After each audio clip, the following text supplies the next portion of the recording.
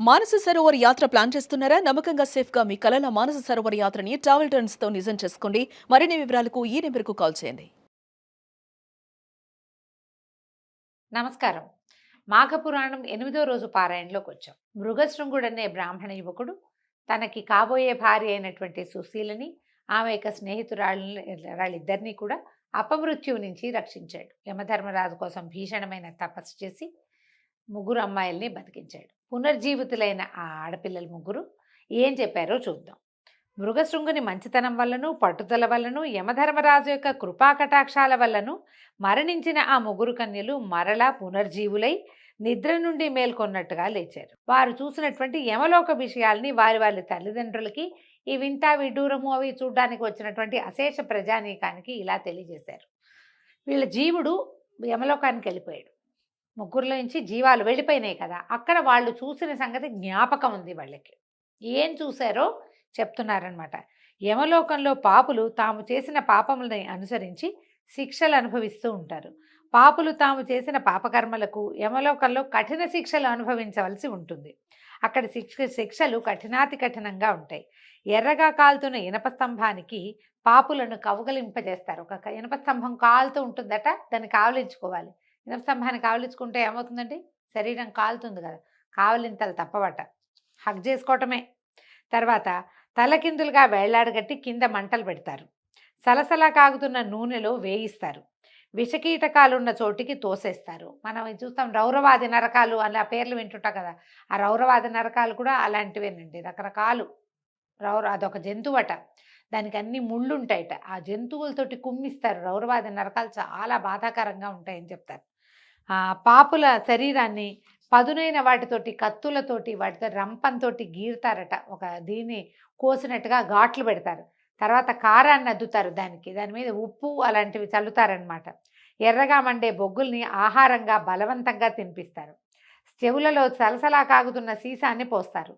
సూదుల్లాంటి ఇనప మేకులున్న చట్రాల మీద నడిపిస్తారు. వాళ్ళు చెప్పినట్లు చేయకపోతే కనుక, చెయ్యనిచో ఆ యమదూతలు శూలములతోనూ ముదరములతోనూ పొడుస్తారు. ముందు ముళ్ళ గదలన్నమాట వాటితోటి.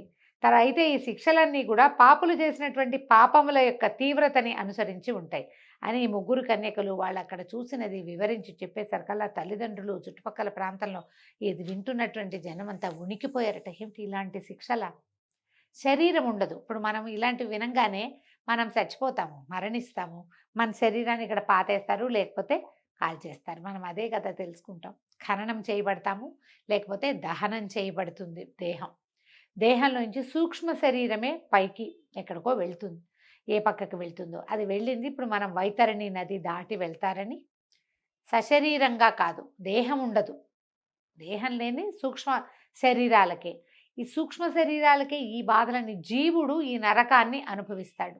మనం చేసినవి ఏవైనా మన లోపల ఉన్నటువంటి జీవాత్మ దీన్ని భరించాల్సి వస్తుందన్నమాట. అయితే జీవాత్మే చేస్తుంది కదంటే, జీవాత్మే ఉంటుంది. మనకు ఒక విచక్షణ, బుద్ధి, జ్ఞానము, ప్రవర్తన నియమావళి, క్రమశిక్షణ, ఏదో తపస్సు, పూజ, గీజ ఇవన్నీ చెప్పబడ్డాయి కదా. మనం అవన్నీ చెయ్యము, కొన్నే చేస్తాం. ఏవో చేసిన వాళ్ళు చేస్తారు, చేయని వాళ్ళు ఏమీ చేయరు. నువ్వు ఇది పూజ చేసుకోవాలి నాయన, రోజు పొద్దునే సంధ్యావందనం చేయాలంటే చేయరు ఎవరు. సూర్యుడికి దండం పెట్టుకోవాలి, చేయరు. పెద్దవాళ్ళకి దండం పెట్టాలి, చేయరు. పెద్దవాళ్ళ మాట వినాలి, వినరు. అమ్మని నాన్నని చివరిదాకా చూసుకోవాలి, చూసుకోరు. కుదరదు. ఏమిటో ఉంటాయి ఎవరి కారణాలు వాళ్ళకి. ఏ కారణాలు ఉన్నా మనం ఏ పొరపాట్లు చేసినా, ఏ తప్పులు చేసినా, అకారణంగా ఇతరుల మీద నిందలు వేసిన చిన్న చిన్న పాపాలకి కూడా ఎన్ని రకాలు శిక్షలు ఉంటాయని చెప్తారు. మనం ఈ పురాణాలు ఎందుకు వింటామంటే, ఎంతసేపు భక్తి కథే కాదు, దీనివల్ల మనం సరిగ్గా చేయకపోతే మనకి ఏమొస్తుందో కూడా చెప్పబడుతూ ఉంటుంది. ఇలాంటి శిక్షలు ఉంటాయి. ప్రతి తప్పుకి శిక్ష, తప్పు లెవెల్ని బట్టి శిక్ష లెవెల్ ఉంటుందన్నమాట. అది క్లియర్గా చెప్పబడుతోంది. భయపడుతున్న తమ తల్లిదండ్రులను ఆ కన్యలు ముగ్గురు ఓదార్చారు. తల్లిదండ్రులారా, అన్యాయంగా అక్కడ ఎవరిని శిక్షించరు. మనం చేస్తాం అన్యాయాలు, ఈ నరకాల్లోనూ అక్కడ అన్యాయాలు ఏం జరగవు, అంతా న్యాయంగానే జరుగుతుందట. ప్రతి పాపకార్యానికి అనుభవించదగినటువంటి శిక్షాస్మృతి ముందుగానే ఉల్లేఖించబడి ఉంటుంది. పాపుల పట్ల యముడెంత కఠినాత్ముడో, పుణ్యాత్ముల పట్ల యముడంతటి ధర్మరాజు. యముని భయంకర స్వరూపం చూసి పాపులు గోల పెడతారు. కానీ పుణ్యాత్ములకు యముడు శాంత రూపుడై దర్శనమిస్తాడు. ముందు అధ్యాయంలో మనం చూసాం, చాలా పరమశాంత స్వరూపంతో మృగశృంగుడికి కనిపించాడు.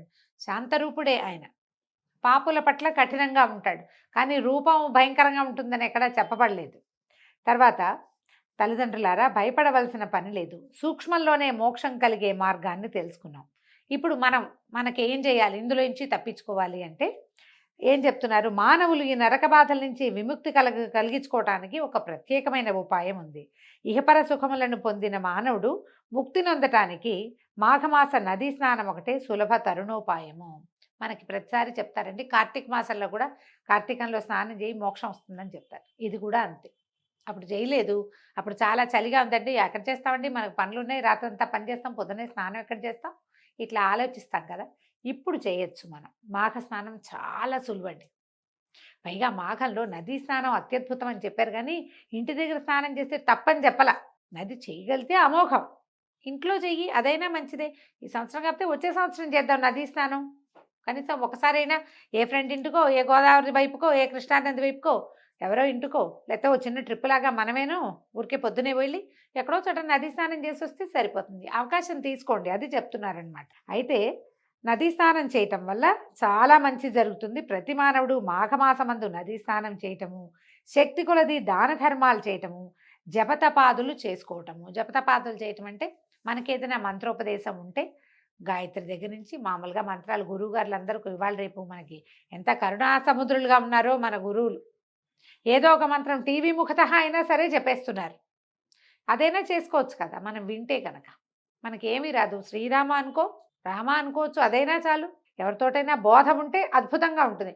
బోధ లేకపోయినా మనం చేసుకోవచ్చు. ఏదో ఒక మంత్రము, జపము, తపము చేసుకోవటము. తర్వాత యజ్ఞాది పుణ్యకార్యాలని చేయటము. ఏదైనా అవకాశం లభిస్తే అన్ని దేవాలయాల్లో ఇప్పుడు హోమాలు జరుగుతూనే ఉంటాయి. ఏదో ఒక దాంట్లో పార్టిసిపేట్ చేయండి ఈ మాఘమాసంలో. ఎక్కడ అవకాశం ఉంటే అక్కడ. మన సమీపంలో ఉన్న ప్రతి దేవాలయంలోనూ ఏదో ఒక హోమాలు, యజ్ఞాలు చేస్తూనే ఉన్నారు. కొంతకాలం క్రితం ఇట్లా లేదండి. ఇప్పుడు మనకి అవకాశాలు చాలా పెరిగినాయి. దేవాలయంలో సత్యనారాయణ వ్రతాలు చేసుకోవచ్చు, పౌర్ణమి వ్రతాలు చేసుకోవచ్చు, అభిషేకాది క్రియల్లో పాల్గొనవచ్చు. ఫలానా యజ్ఞం జరగబోతుంది, పౌర్ణమి నాడు ఫలానా యజ్ఞం చేస్తున్నాము, ఆసక్తి ఉన్న వాళ్ళు పాల్గొనండి, ఇలాంటి ప్రకటనలు విపరీతంగా కనపడతాయి. మనం రెగ్యులర్గా వెళ్ళే దేవాలయంలో ఉంటే అక్కడే కొంచెం ఏదో అమౌంట్ మనం ఇంట్లో చేసుకోవాలనుకోండి, చాలా పెద్ద పనిగా ఉంటుంది. దేవాలయంలో, క్షేత్రంలో చాలా అవకాశాలు లభిస్తున్నాయి కదా.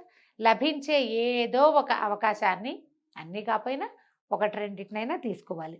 తర్వాత భగవంతుని పట్ల భక్తి శ్రద్ధలతో ఉండి ఈ మాఘమాసం అంతా కూడా విష్ణు పూజలు చేయుట ఇత్యాది పుణ్యకార్యాలు, మాఘ స్నానం చేయటము, ఇలాంటి పుణ్యకార్యాల వల్ల ఆనాటి వరకు అంటుకున్న పాపాలన్నీ నశిస్తాయి, స్వర్గలోక ప్రాప్తిని పొందవచ్చు. కావున మాఘమాసమందు ప్రతివారు నదీ స్నానము గావించుట ఉత్తమోత్తమమైన సాధనము. మాఘమాస నదీ స్నానం అత్యంత పుణ్యప్రదాయమైంది. ఇంకా చెప్తున్నారండి, ఇంకా కొన్ని ఏమేం చేయాలో. ఈ మాసంలో విష్ణు పూజ చేయటము, పురాణ శ్రవణము. ఎలాగో వింటున్నారు బుద్ధిమంతులు మీరంతా, కాబట్టి ఏం ఇబ్బంది లేదు, దీంతోటే సరిపోతుంది. శక్తి కొలది దాన ధర్మాలు, శక్తిని బట్టి దాన ధర్మాలు చేసుకోవటం. నిష్కల్మష హృదయంతో శ్రీమన్నారాయణుని పూజించుట, స్మరించుట, విష్ణు సహస్రనామ పారాయణ, లేకపోతే కనీసం కేశవనామాలు చెప్పుకుని అయినా అర్చన చేసుకోవటం ఇత్యాది కృత్యాల్ని చేయవలను. అట్లు చేసినచో శ్రీమన్నారాయణుని కృపకు పాత్రులై విష్ణు సాయుధ్యాన్ని పొందుతారు. కావున మరణం పట్లను, నరకలోకం పట్లను భయపడవలసిన అవసరము లేదు. నరక కూపం నుంచి బయటపడడానికి ఇంతకంటే సులభమైన తరుణోపాయం మరొకటి లేదని ఆ కన్యలు వారి వారి తల్లిదండ్రులకు, అక్కడ చేరిన ప్రజలు, పురప్రముఖులు వారందరికీ కూడా తెలియజేశారు. వాళ్ళంతా సరేనన్నారు. సరేనని ఆ రోజు నుంచి ప్రచారం చేశారు బాగా. మాఘమాస నదీ స్నానము అత్యావశ్యకమైనది, తప్పకుండా సర్వులు ప్రతి వాళ్ళు నదీ స్నానం చేయండి. ఆయా వేళలు ఎవరికి ఎట్లా కుదిరితే అట్లా అని.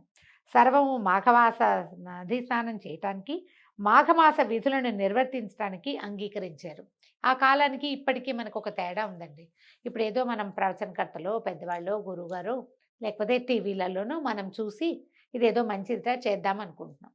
ఇది నియమం కాదు, మీ ఆసక్తిని బట్టి మనం విని చేయదలుచుకుంటే. ఇది ముగ్గురు నలుగురు మాట్లాడుకుని అబ్బో ఇది చేస్తే చాలా మంచిదే, మా అమ్మమ్మ కూడా చెప్పేది, అలాంటివి ఏవో మాట్లాడుకుంటాం. మనం సోషలైజ్ అయినప్పుడు కూడా మనకు తెలుస్తాయి కదా. లేదా నలుగురు ఫ్రెండ్స్ కలిసి పోయి ఏ ఆలంపూరో లేకపోతే ఏ బెదవాడో వెళ్ళి కృష్ణానదిలోనో లేకపోతే అక్కడ తుంగభద్రలోనో స్నానం చేయాలని ఊహిస్తాం, అవకాశం ఉంది. ఇప్పుడు మనం ఇలా చేసి అయితే ఇందులో ఏంటంటే తప్పనిసరిగా చేయాలన్న నియమం లేదు. పాత కాలంలో ఏం జరిగేదంటే ప్రభువులు చాటింపు వేయించేవాళ్ళు. అందరూ చేయాలి. అంటే అందరూ చేయాల్సిందే. ఎవ్వరూ మానడానికి వీల్లేదు. మనం చాలా ఈ వ్రత కథల్లో వాటిల్లో చూస్తాం. ఏకాదశి వ్రతమహత్యం మన అంబరీషోపాఖ్యానం చెప్పి చదువుతున్నప్పుడు అంబరీషుడు ప్రజలందరూ ఏకాదశిని నిర్వర్తించాలి అని ఖచ్చితంగా ఆజ్ఞ జారీ చేసి ఉంచాడు. అందుకని ఆ దేశంలో ఉన్న వాళ్ళందరూ ఏకాదశి వ్రతమహత్యాన్ని అనుభవించారు. వాళ్ళంతా కూడా ఏకాదశిని చేసుకునేవాళ్ళు. అలా మనకి ఇప్పుడు ఈ పాత రోజుల్లో ఏంటంటే ఒక ఆజ్ఞలు జారీ చేసి అందరూ చేయండి అంటే ఎవరో గర్భవతులు, చంటి పిల్లల తల్లులు, పాలింతరాళ్ళు, వృద్ధులు, ఏదైనా రోగగ్రస్తులు, చలికాలం అవి పడని వాళ్ళు, అసలు నీరే పడని వాళ్ళు కొంతమంది ఉంటారుగా, వాళ్ళని వదిలిపెట్టి చేయగలిగే వాళ్ళందరూ కూడా ఆ అవకాశాన్ని వినియోగించుకునేవాళ్ళు. ఇప్పుడు మనం కూడా అలాంటిదే చేసుకుంటే బాగుంటుంది. అవకాశం ఉంటే చూడండి మరి. అయితే దీంతోటి 8వ రోజు పారాయణ పూర్తయిందండి. రేపు ఉదయం 9వ రోజు అధ్యాయంలో మళ్ళీ కలుసుకుందాం. నమస్కారం.